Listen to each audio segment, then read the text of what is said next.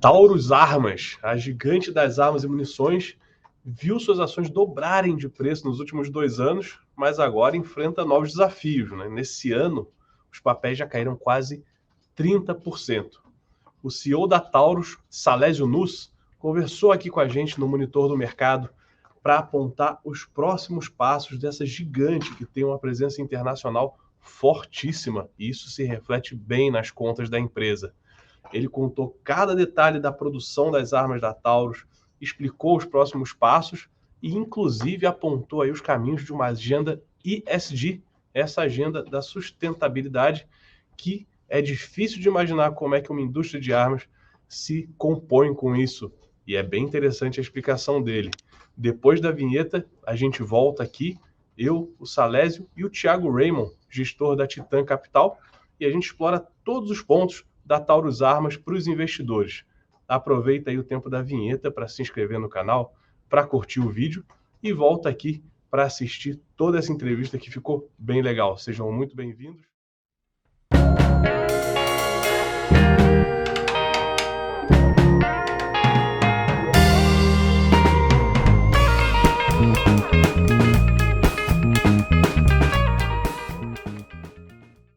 Pronto, estamos no ar.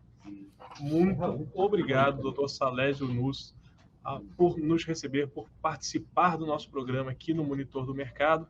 Temos conversado com diversos gestores, com diversos CEOs, CFOs, diretores de RI, para entender os caminhos das empresas que estão na Bolsa e para poder explicar para os nossos leitores, para os nossos usuários do Monitor do Mercado, quais os caminhos que o mercado deve seguir. E hoje com a gente aqui também está Thiago Raymond, nosso parceiro gestor da Titan Capital. Dr. Salésio, muito obrigado. Thiago, muito obrigado. Sejam os dois muito bem-vindos ao Monitor do Mercado. Muito obrigado, Marcos. É um prazer grande estar com você.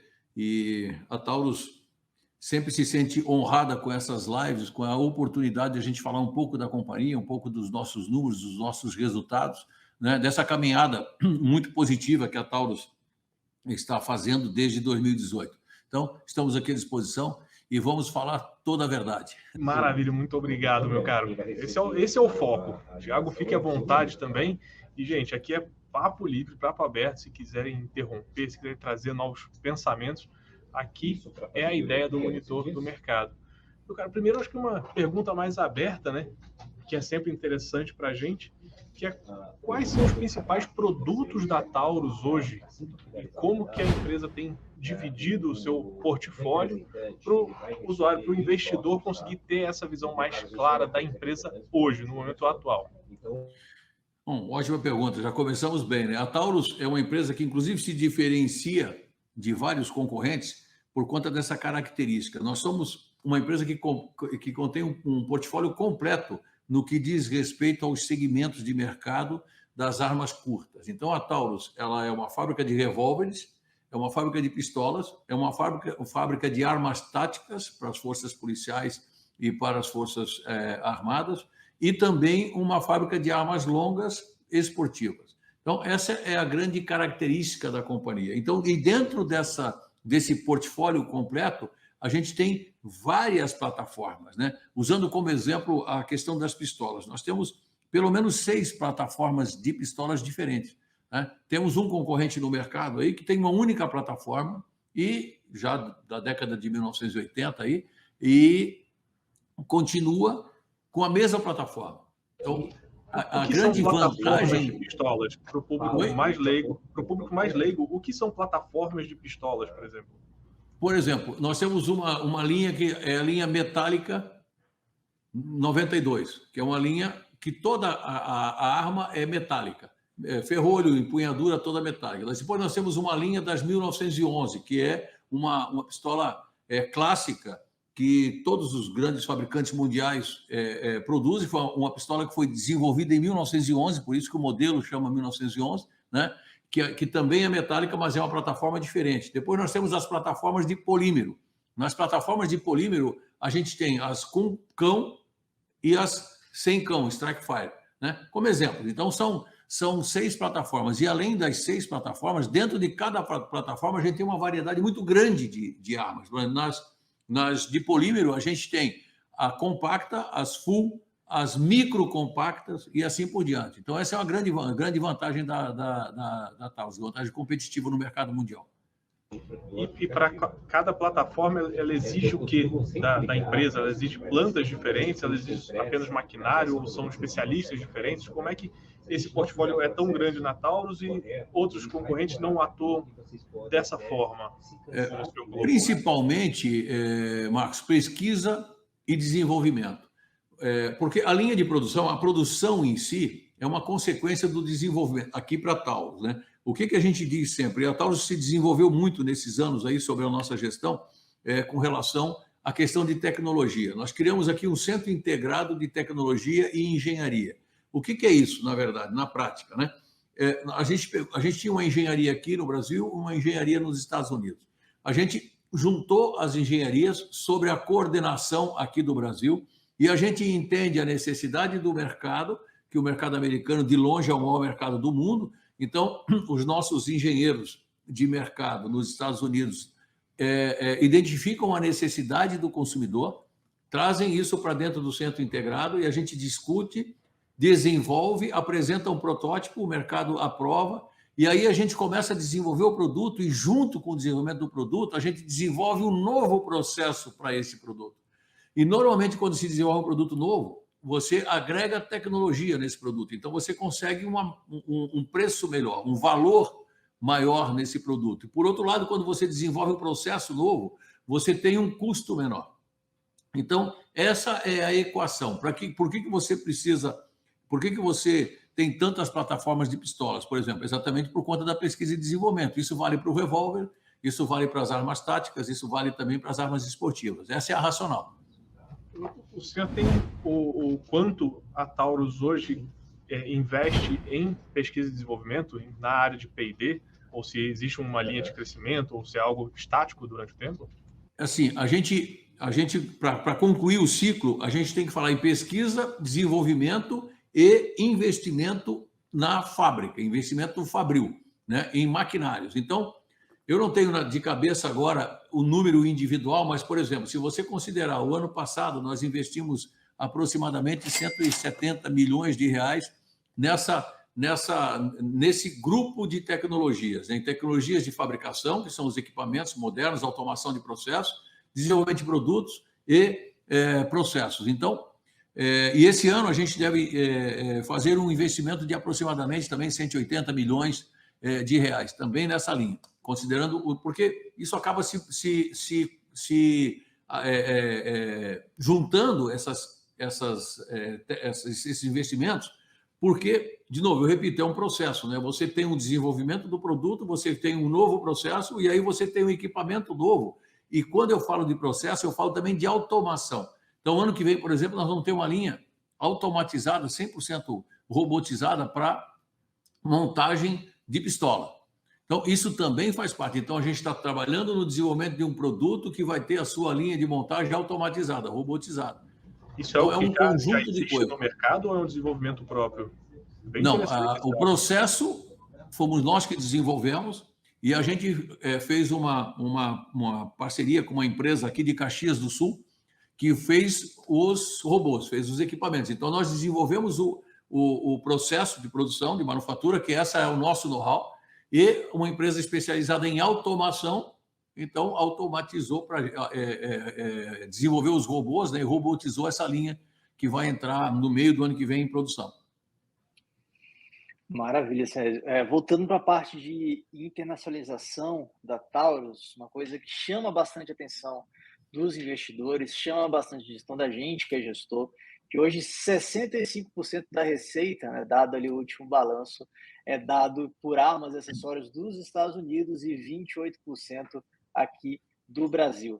Há algum projeto de expansão para outros mercados também? Então, a gente tem, inclusive nesse último trimestre, aí a gente apresentou no nosso relatório, a gente tem crescido muito fora porque assim, nós, voltando um pouquinho na resposta, né? Os dois principais mercados da Taurus, Brasil e Estados Unidos. Brasil porque nós somos uma empresa brasileira, não é porque é o maior mercado. Estados Unidos porque é o maior mercado. Então, nesses dois países, a gente foca a nossa prioridade. O excesso de produção, a gente exporta para mais de 100 países. Então, a Taurus tem uma posição em mais de 100 países. Porém, são volumes menores e fazem parte de licitações internacionais. E, normalmente, quando você trabalha com licitação, você tem uma margem menor, porque a concorrência é maior, né? Então, a gente foca nessas licitações, a não ser naqueles países estratégicos, né? Como um exemplo, por exemplo, é Filipinas. A gente tem Filipinas adotou como arma padrão a pistola nossa TS9 e o nosso fuzil T4. Então, é estratégico para a gente. Então, esse país a gente atende também com prioridade. Afora isso, as licitações a gente participa na medida que eu tenho capacidade de produção ociosa. Caso contrário, eu foco nesses dois países, que é o Brasil e os Estados Unidos. Então, é mais ou menos assim. Agora, toda a capacidade ociosa que a gente tiver, a gente vai focar nessas licitações, porque a gente está presente nessas licitações. A gente tem, em 100 países do mundo, a gente tem uma estrutura lá, indireta, mas temos uma estrutura. E a gente tem uma inteligência de mercado que vai acumulando essas informações de licitações ao longo do tempo. Porque quando eu escolho participar de uma, eu sei quando é que foi a última, quem ganhou, qual foi o preço que praticou, qual foi o volume que entregou.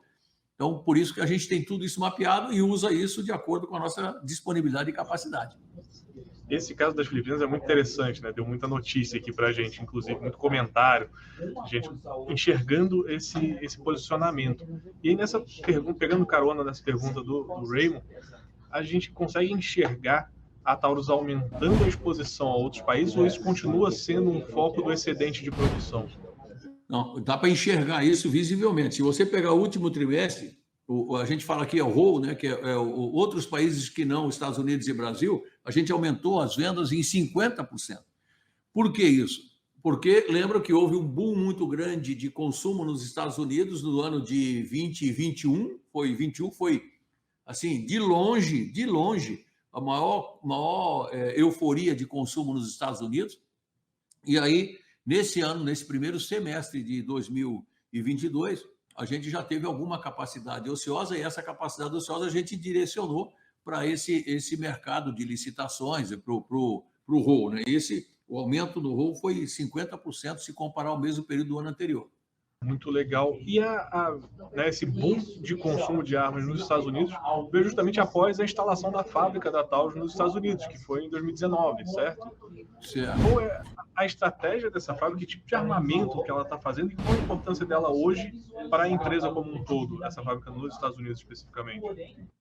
A fábrica que nós mudamos da Flórida, a gente já tem fábrica nos Estados Unidos há 40 anos, né? Esse ano está fazendo 40 anos que nós temos uma fábrica nos Estados Unidos.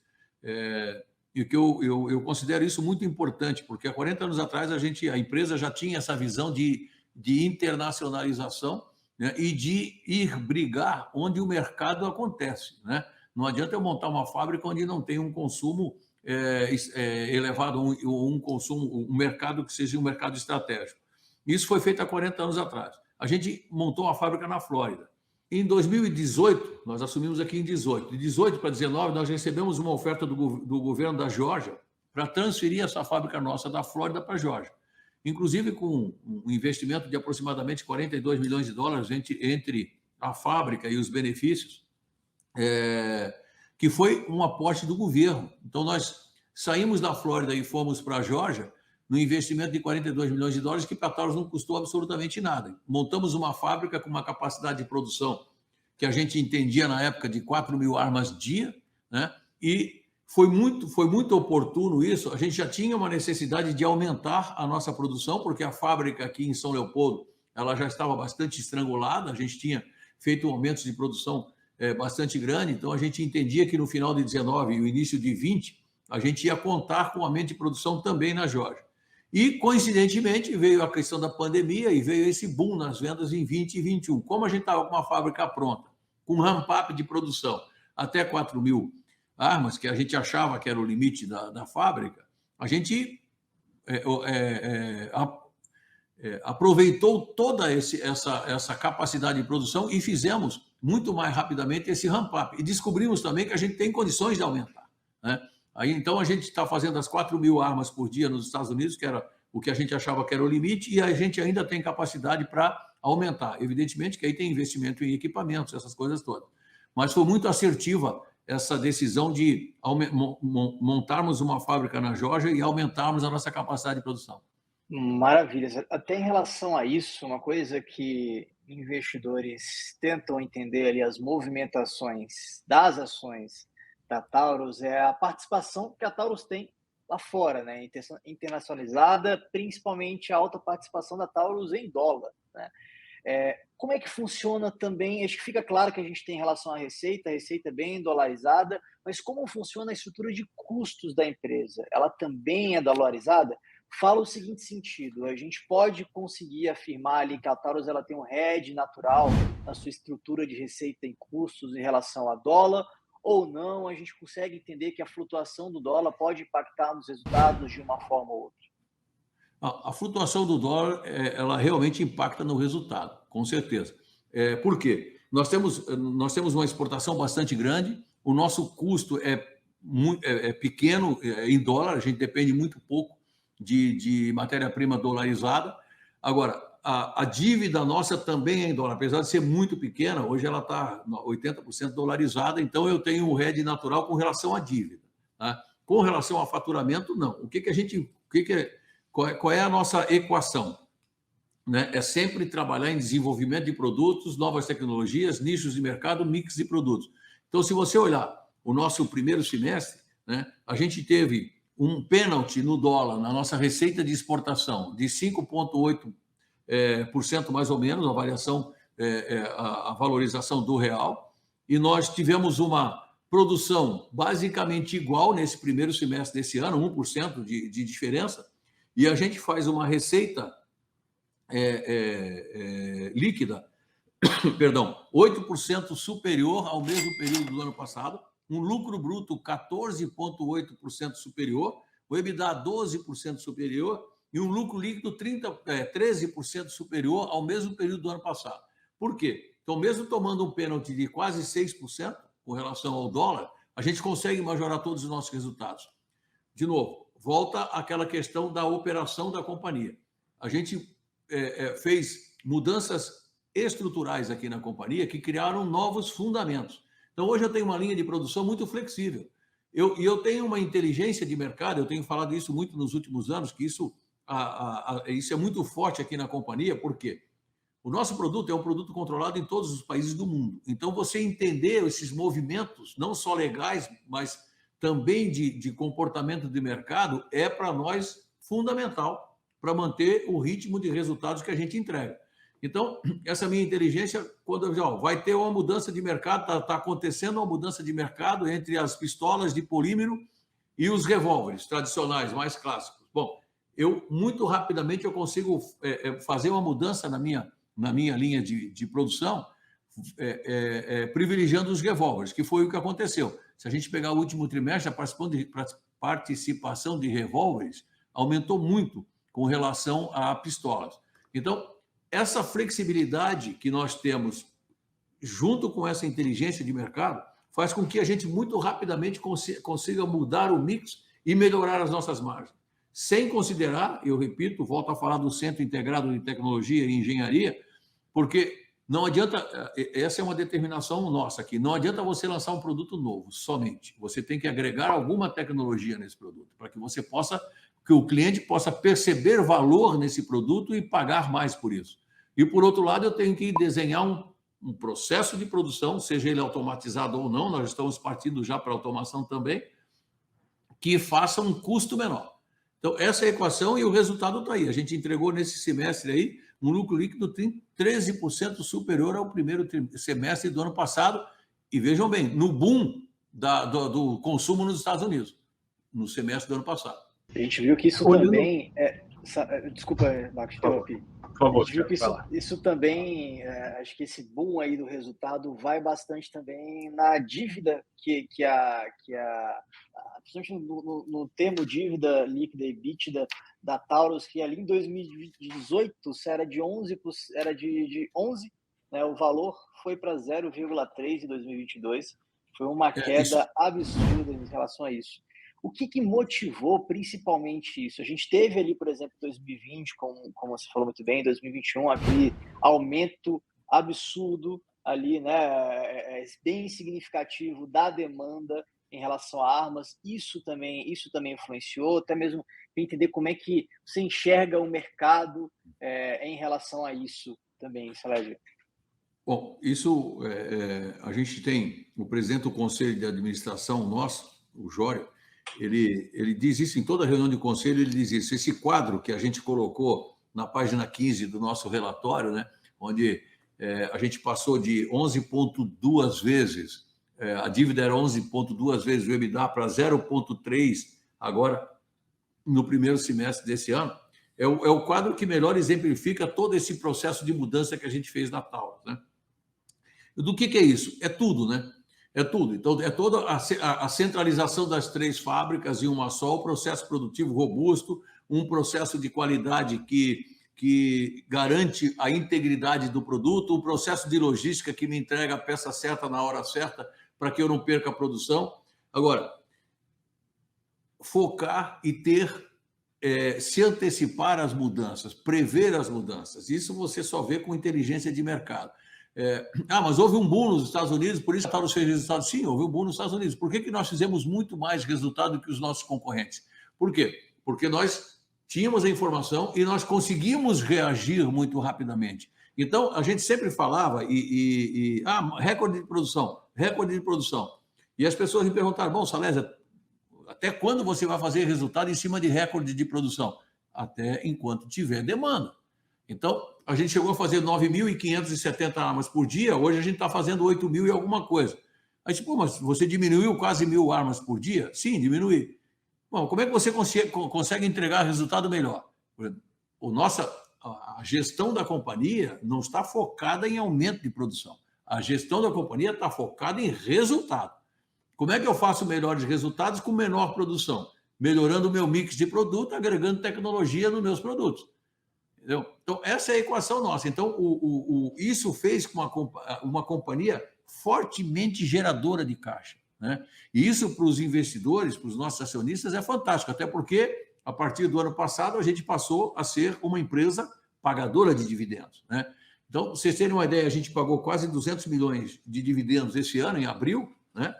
E a gente tem no caixa 263 milhões aproximadamente esse primeiro semestre, mesmo pagando 200 milhões de dividendos. Nós geramos, só no primeiro semestre, quase 360 milhões de caixa. Então, essa companhia, esse nosso modelo de gestão tornou a Taurus uma empresa fortemente geradora de caixa. A gente paga dividendo, faz investimentos e ainda tem um caixa confortável, que é uma coisa que a gente não abre mão, né? Isso é uma coisa minha. Eu não abro mão de ter um caixa confortável, né? E, de novo, uma dívida de 0,3 o EBITDA. Quer dizer, tudo isso reduzido de 11 para 0,3. O senhor falou uma palavrinha mágica aí para os leitores do Monitor, que é dividendos, né? Como é que foi essa mudança na política de distribuição de dividendos e como é que o senhor espera isso para os próximos períodos? Na verdade, a gente não teve a mudança na política, né? Os nossos resultados possibilitaram a gente cumprir, a nossa política, né? Os nossos estatutos prevêem 35%, no mínimo, né, de pagamento de dividendos. A gente pagou quase 100% do lucro líquido livre, né, porque a gente tinha um prejuízo acumulado de quase 400 milhões. Então, a gente fez quase 600 ou mais de 600 milhões ano passado de lucro líquido. A gente conseguiu amortizar todos os prejuízos acumulados, fazer as reservas legais e ainda ficou liberado 194 milhões para pagamento de dividendos e nós pagamos 100% do que ficou liberado no ano passado. A gente tinha, eu até cheguei, numa das lives, a gente chegou a falar isso, a gente tinha uma intenção de, inclusive, pagar dividendos intercalares ou trimestrais durante esse ano, mas isso se mostrou inviável tecnicamente. Por quê? Porque nós não tínhamos feito reservas técnicas no último balanço para prever isso. Então, já que dividendos é um assunto importante aqui para o monitor de mercados, eu já vou antecipar o que a gente vai fazer no balanço desse ano de 2022. Né? Nós vamos criar reservas para pagamento de dividendos intercalares ou trimestrais e também vamos criar reservas para uma possível recompra de ações, por exemplo. Nós vamos deixar tudo pronto no balanço, tudo previsto e com as reservas legais estabelecidas para que no ano que vem a gente, evidentemente, certamente vai continuar com essa característica da Taurus, que é de forte geradora de caixa, para que a gente possa distribuir dividendos mais frequentemente, né? Até para evitar aquele investidor caçador de dividendos, né, que ele compra as ações até o dia do pagamento de dividendos, depois ele vende. Então, se a gente puder pagar mais frequentemente, a gente vai segurar esse investidor também na nossa carteira. Tá aí uma informação que vale ouro, meu caro. Aqui no Monitor do Mercado, essa é a informação que a turma fica garimpando. Muito bom, muito obrigado. Quem investiu na Taurus, né, quem comprou a ação em 2018, teve uma valorização até hoje praticamente 1000%, né, no preço do papel, além dos dividendos, enfim, de outras questões. Olhando só o preço do papel, a gente tem ali 1000% de valorização.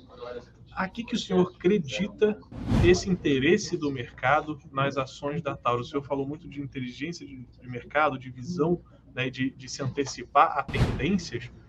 Onde que o mercado realmente viu a tendência da Taurus de crescimento que deu esse salto exponencial no preço das ações, na sua visão?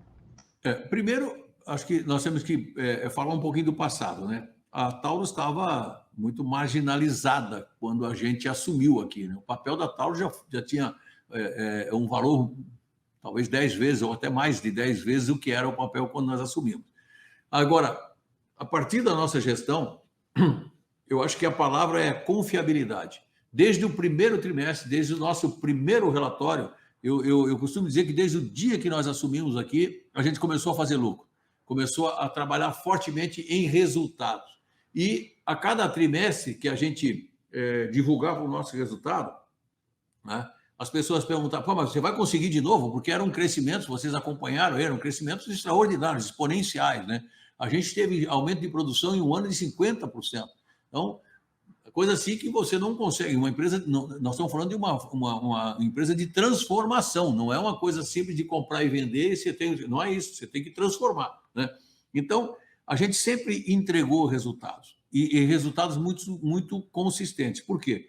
Porque, de novo, aquilo que eu falo sempre, nós fizemos mudanças estruturais na companhia e que criaram novos fundamentos para a companhia. Isso gerou uma credibilidade no mercado, né?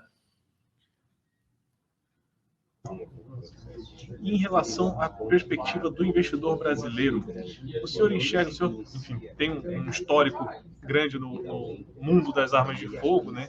Em 2005 ali participou ativamente da campanha, e eu queria entender como é que o senhor enxerga a visão do brasileiro em relação a armas como um negócio hoje e naquela época ali em 2005, quando a gente estava fazendo ainda o referendo, né?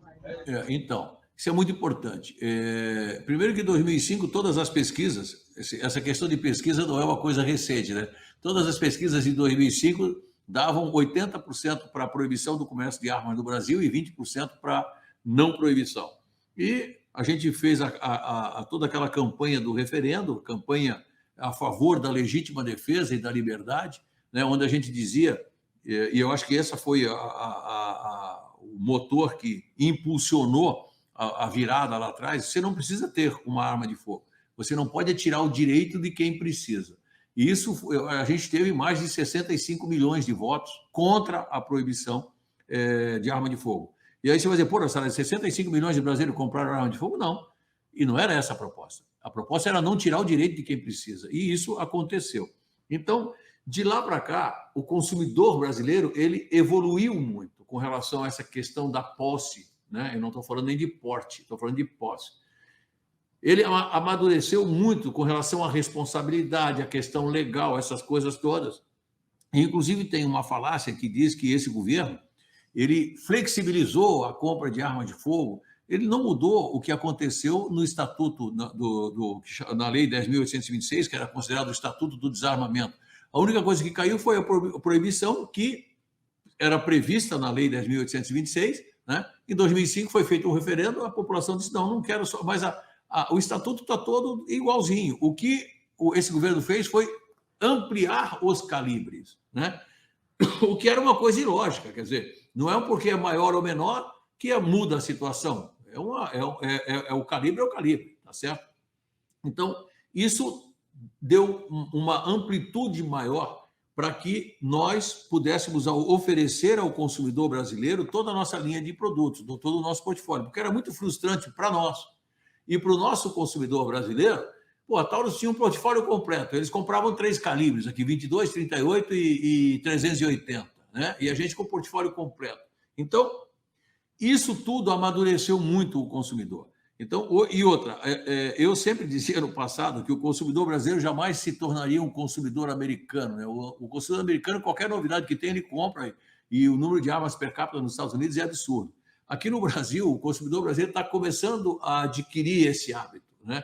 Eu tenho bastante seguidores aí, Insta e no Face, e não faço nenhuma publicação. Eu só tenho exatamente para conversar com o consumidor, entender o que ele pensa, conversar, interagir, né? E vira e mexe, esses amigos virtuais aí mandam uma foto, comprei mais uma. E eu vou olhar, essa aqui é a minha 8ª G2C, eu tenho uma de cada cor. E eu me pergunto, por que o cara compra a arma igual só para cor diferente, né? Não vou entender e nem quero entender. É um consumo. Então, é um desejo, né, de consumo do brasileiro. Então, o brasileiro está adquirindo esse hábito. Eu acho que o mercado, com certeza, o mercado brasileiro certamente será um mercado muito importante no cenário mundial do nosso segmento. Em relação a isso, Alessio, é uma coisa que a gente quer entender também, está escutando de um especialista como você aqui. O que aconteceu, por exemplo, logo em março, logo em 2020, com todos os problemas que a gente teve, uma economia desacelerada, um aumento da demanda aqui, tanto 2020 e 2021, e quais são as perspectivas que a gente tem para o mercado, tanto aqui no Brasil quanto lá fora, para o ano que vem, os próximos anos, em relação ao mercado de armas? Bom, o mercado de armas mundial, que eu acho que é importante para nós, que em iguais condições, o mercado externo vai ser sempre 70%, 75% do nosso negócio. Em algum momento, o mercado brasileiro pode ter uma participação maior, porque a gente sempre vai privilegiar o mercado brasileiro em detrimento aos Estados Unidos. Então, em algum momento, a gente teve o Brasil com uma participação maior de 20%, 25%. Por quê? Porque a gente deixou de entregar armas nos Estados Unidos para entregar para o Brasil, porque a gente não tinha toda a capacidade. Nós já falamos disso no passado. Agora, por isso que a gente tem que sempre balizar o negócio nosso pelos Estados Unidos. Os Estados Unidos, historicamente, ele cresce 7%. O nosso mercado nos Estados Unidos cresce 7% ao ano. Isso é histórico, nos últimos 20 anos. Se você pegar o pico de 20 e 21 e comparar com a média dos 20 anos, cresceu 35%. Então você vai dizer, vai crescer 35%? Não estou pensando nisso. Mas a gente está acreditando que o mercado vai voltar à sua performance, 7% ao ano, né? E é uma coisa impressionante que, com todas as fábricas que existem nos Estados Unidos, inclusive a nossa, ainda 35% do consumo americano vem de fora, vem de exportações, inclusive do Brasil. O Brasil, a Taurus, é o maior exportador de arma para os Estados Unidos, fora a nossa produção local. Então, o americano, quando ele decide comprar uma marca que não é americana, a primeira opção dele é a Taurus. Nós somos o maior exportador de armas leves para os Estados Unidos. Então, o que vai acontecer no futuro? Nós estamos trabalhando com essa perspectiva, voltar à média de 7% de crescimento ao ano. É interessante que a gente fala do crescimento da Taurus e no momento o senhor fala justamente de que o crescimento, né, dos resultados não necessariamente é o recorde de produção, mas a demanda continua recorde ano após ano. A demanda é uma demanda só crescente. Como que é feita essa equação, a grosso modo, para esse ajuste fino na produção, né? Colocar a fábrica fora? Vocês estão construindo uma fábrica na Índia, né, salvo engano? Sim. Enfim, como é que faz essa equação com uma demanda que sempre será crescente, não necessariamente ter uma produção crescente, e sim uma produção que dê mais resultado para a empresa? Investimento, né? A palavra é investimento. Você tem que investir em tecnologia e em processo. O que é melhor? Depende do mercado. Até ontem, o melhor era você aumentar a produção. Por quê? Como o mercado a procura era muito maior do que a oferta, a gente podia escolher aquilo que a gente ia entregar para o mercado. Então, eu escolho aquilo que me dá melhor margem e que me dá que tem um processo de produção mais simples, que eu consigo mais volume. Isso me dá produtividade, me dá resultado. Ok, beleza.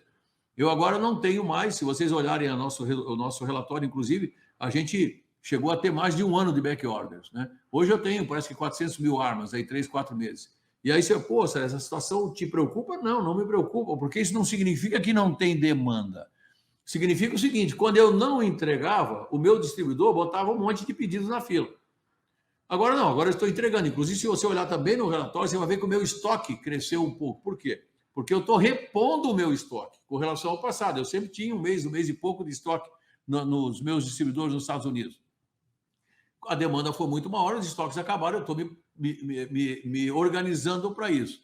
E aí, quando eu não posso escolher o que eu quero entregar, eu tenho que entregar produto com maior valor agregado. E aí vem o desenvolvimento de produto e processo. Então, eu entro com arma de grafeno, por exemplo, que a Taurus criou a 3ª geração de pistolas. Nós estávamos falando aí das pistolas metálicas, 1ª geração, 2ª geração, as de polímero, 3ª geração de grafeno. A Taurus é que inventou a 3ª geração de pistolas e colocamos no mercado, foi um sucesso.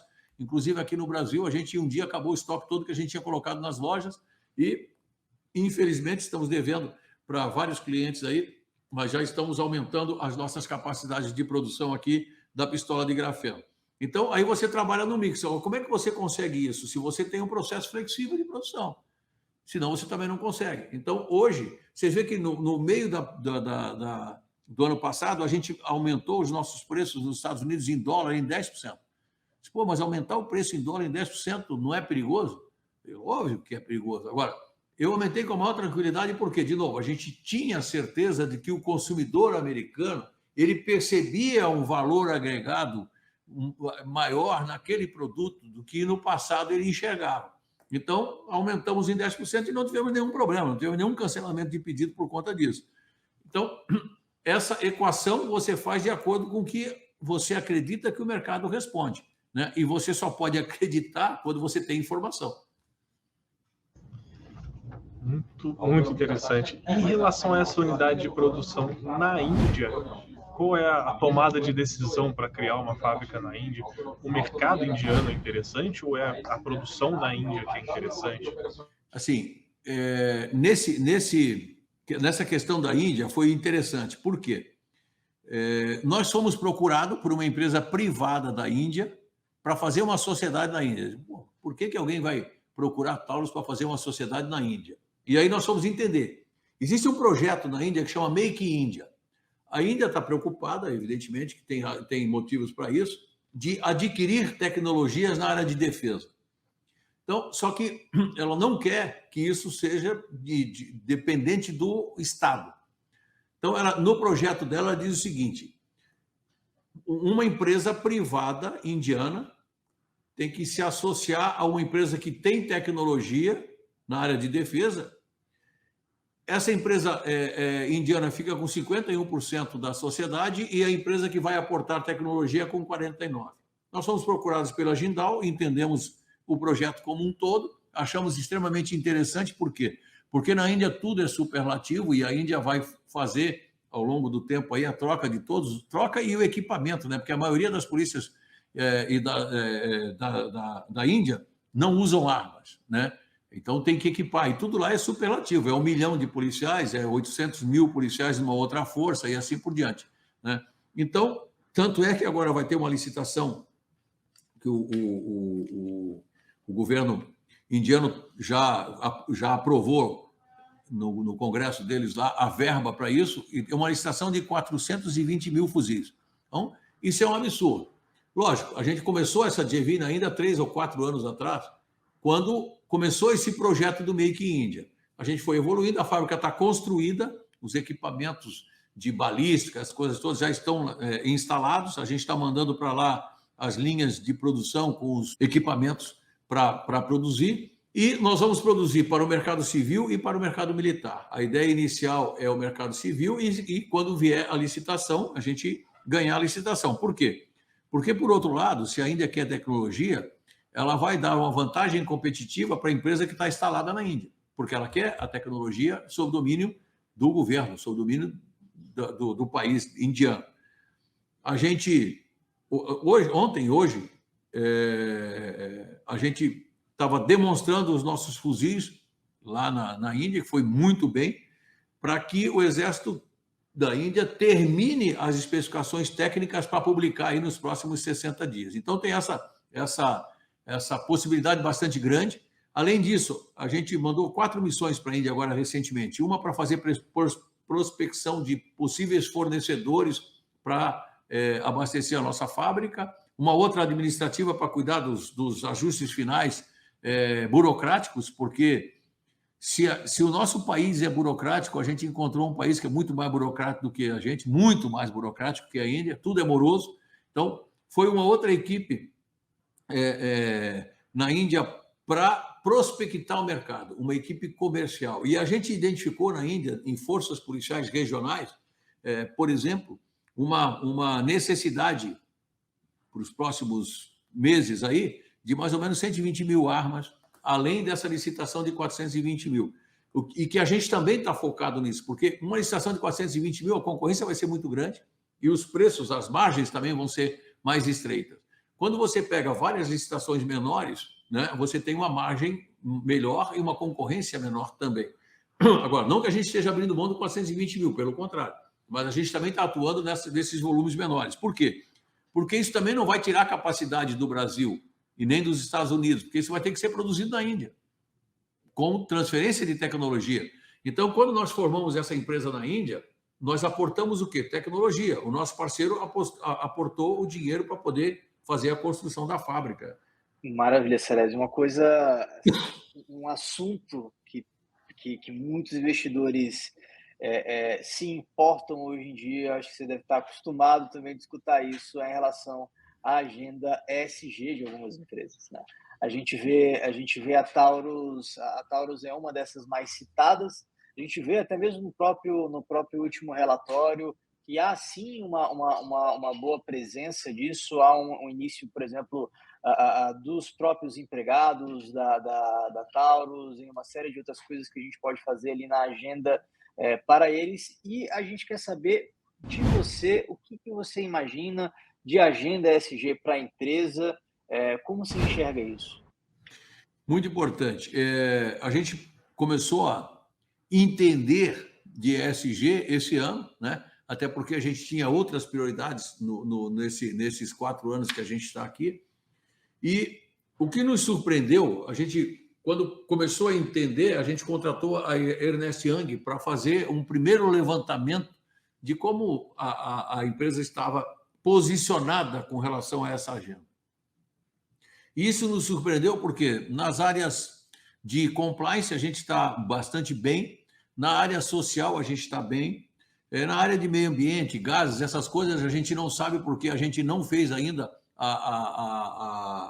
o controle da emissão de gases e a gente está começando a trabalhar nisso. Então, nesse momento, a gente recebeu o primeiro relatório da Ernst Young, a gente criou uma comissão interna do qual eu faço parte, né? E essa comissão agora, nesse momento, está decidindo quais são os próximos passos, né? Se nós vamos contratar de novo a Ernst Young para fazer a emissão de gás, essas coisas todas, medir isso tudo, ou se nós vamos criar uma equipe interna. A minha posição pessoal é que a gente crie uma equipe interna para que a gente possa deixar essa tecnologia dentro de casa. Eu não quero que alguém venha aqui, faça as medições todas, emita um relatório, né, e vai embora e eu fico sem a tecnologia. Então, como a gente investe muito nas pessoas aqui também, a gente acha que pessoas é fundamental para a gente ter essa dinâmica que a Taurus tem.